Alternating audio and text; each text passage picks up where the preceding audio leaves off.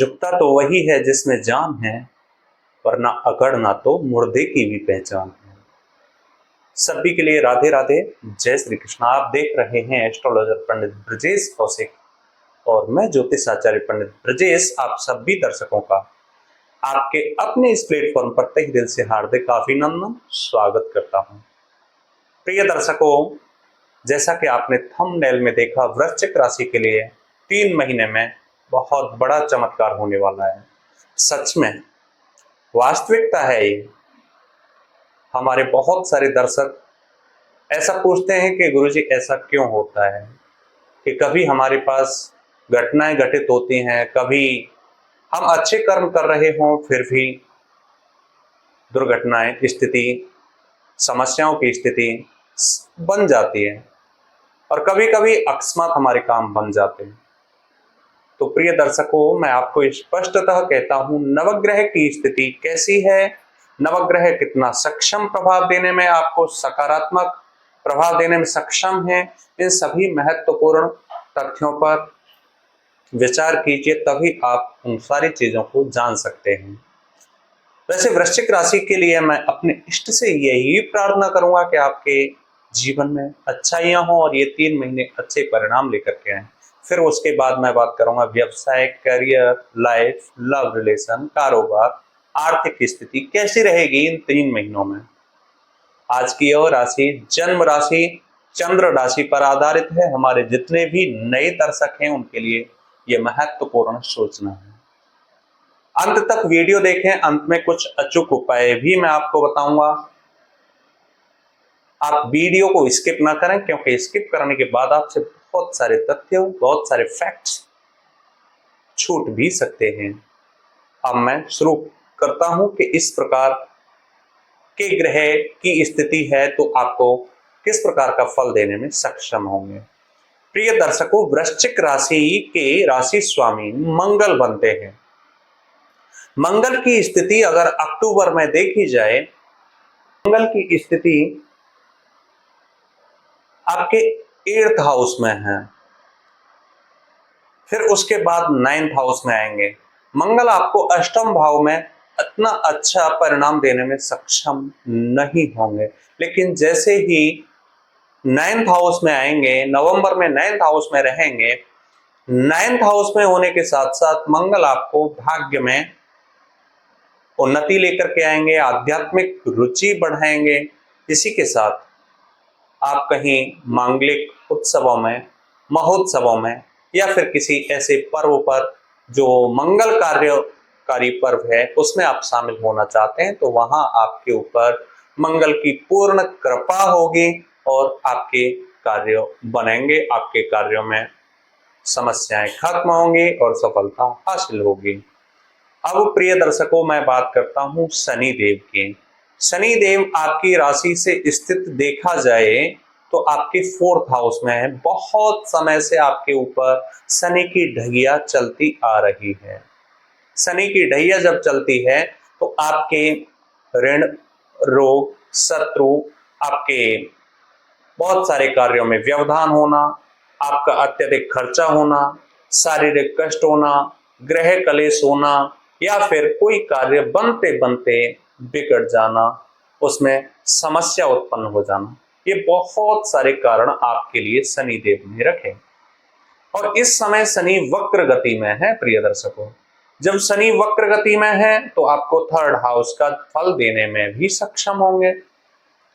अब यहाँ 3rd house की मैं बात कर लेता हूं। शनि की स्थिति को देखा जाए 4th हाउस में, जब 3rd हाउस का फल देने में सक्षम होंगे तो शनि आपके मित्रों से, आपके भाइयों से, आपके सहयोगियों से, साथियों से, आपके व्यवसाय के जो पार्टनर हैं उनसे मदद दिलाने का कार्य करेंगे और आप बड़ी मीटिंग्स में शामिल हो सकते हैं, किसी सेमिनार्स में शामिल हो सकते हैं। आपके वाणी में, वक्तव्य में एक माधुर्यता होगा, मधुरता छिपी हुई होगी और आप लक्षणा शक्ति का अपनी वाणी के माध्यम से बहुत ज्यादा प्रयोग करेंगे। इसी के साथ शनि 15 नवंबर के बाद मार्गी हो जाएंगे, तो प्रिय दर्शकों 5th हाउस का फल देने में भी आपको सक्षम होंगे, क्योंकि जब शनि वक्री स्थिति में होते हैं तो एक घर पीछे का, और जब मार्गी गति में होते हैं, सीधी चाल चलते हैं, तो एक घर आगे का फल देने में सक्षम होते हैं। तो शनि पंचम भाव में क्या क्या फल देंगे?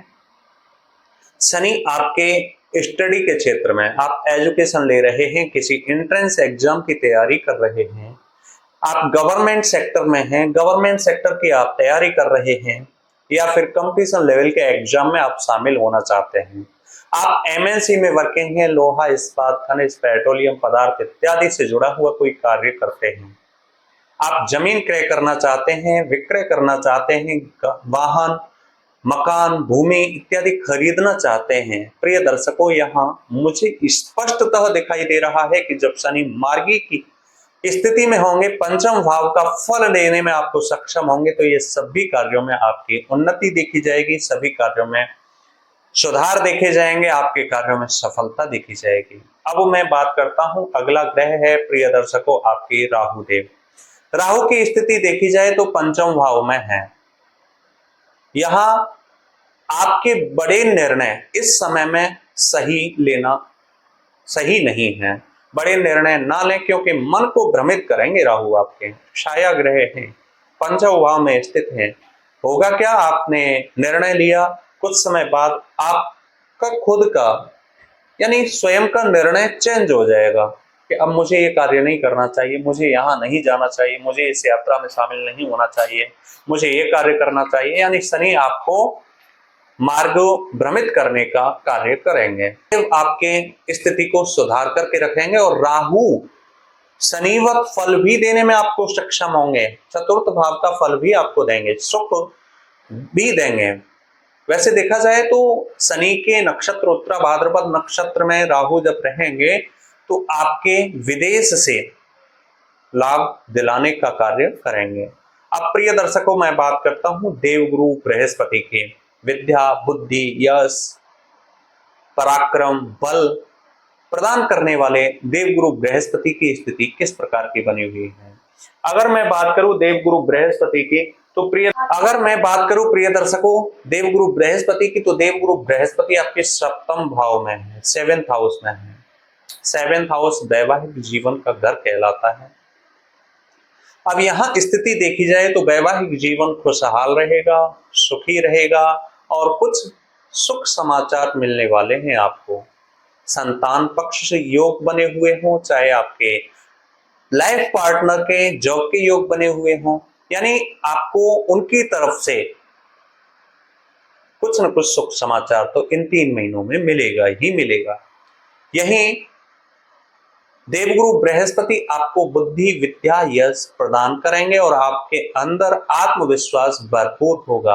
आप जो भी कार्य करेंगे आप आत्मविश्वास के साथ करेंगे, और उस कार्य में आप सफलता हासिल भी करेंगे। अब प्रिय दर्शकों, मैं बात करता हूं केतु की। केतु आपके 11th हाउस में है। 11th हाउस में स्थित होने के कारण आमदनी कराएंगे। स्टॉक मार्केट शेयर मार्केट से जुड़ा हुआ कोई कार्य करते हैं, आप एमएनसी में वर्किंग हैं, या फिर आप विदेशी गतिविधियों से एक्टिविटीज से जुड़े हुए हैं, तो आपको केतु लाभ दिलाने का कार्य करेंगे, इसको कहने में कोई भी शंका नहीं है। ये मुख्य मुख्य ग्रहों की स्थिति थी जो कि मैंने आपके समक्ष प्रस्तुत की।